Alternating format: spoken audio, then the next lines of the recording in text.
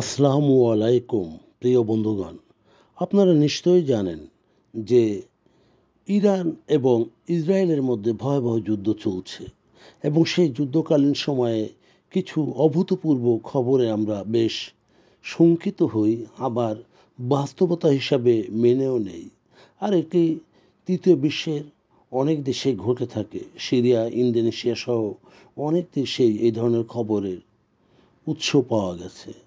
সম্প্রতি এক্সপ্রেসে প্রকাশিত হয়েছে যে যেমন ইরানের গোয়েন্দা সম্প্রদায় এবং সর্বোচ্চ নেতার কার্যালয়ের মাধ্যমে তিনি ক্রমাগতভাবে প্রশাসনকে ব্যবহার করে পদোন্নতির সর্বশেষ ধাপে আরোহণ করেছেন।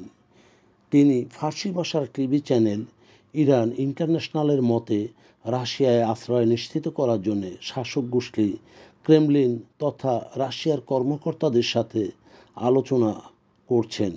ইতিমধ্যেই জানা গেছে, রাশিয়ার ঊর্ধ্বতন কর্মকর্তারা তাকে আশ্বস্ত করেছেন যে যুদ্ধ তীব্র হলে তারা তাকে এবং তার পরিবারকে একটি নিরাপদ করিডোরের মাধ্যমে ইরান থেকে সরিয়ে নেবে। স্বাধীন টিভি চ্যানেলটি আরও দাবি করেছে যে শাসক গোষ্ঠীর অন্যান্য আরও ঊর্ধ্বতন কর্মকর্তারাও সরকারগুলির কাছ থেকে তাদের নিজস্ব গ্যারান্টি নিশ্চিত করার জন্য চেষ্টা করছেন এবং ইরান থেকে তাদের নিজস্ব প্রস্থান কৌশল সেটির পরিকল্পনা করছেন।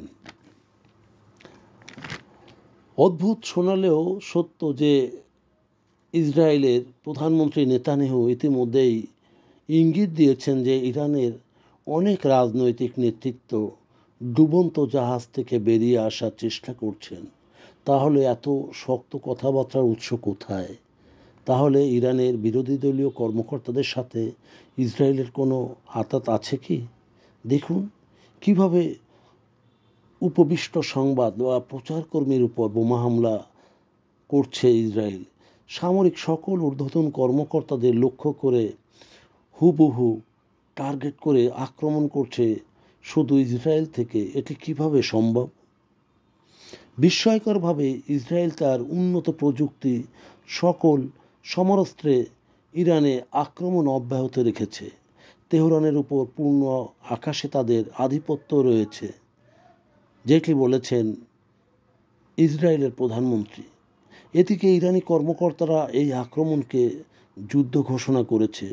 আর সবচেয়ে যেটি সেটি হলো ইরান মার্কিন পারমাণবিক আলোচনা ভণ্ডুল যাওয়ার অন্যতম কারণ এই যুদ্ধ। আর এটাই স্বাভাবিক। আলোচনাকালীন হামলা নিশ্চয়ই কেউ মেনে নেবে না। যদিও ইসরায়েল আক্রমণের ন্যায্যতা দেওয়ার জন্য দাবি করেছে যে 15টি পর্যন্ত পারমাণবিক বোমা তৈরি করতে পারে ইরান। যদিও বিশ্ব আণবিক শক্তি কমিশনের পরিচালক গ্রোসি আগেই বলেছিলেন এবং সতর্ক করেছিলেন যে ইসরায়েলের আক্রমণে ইরানের পারমাণবিক উচ্চ আকাঙ্ক্ষা বাধাগ্রস্ত হওয়ার পরিবর্তে আরও শক্তিশালী করতে পারে।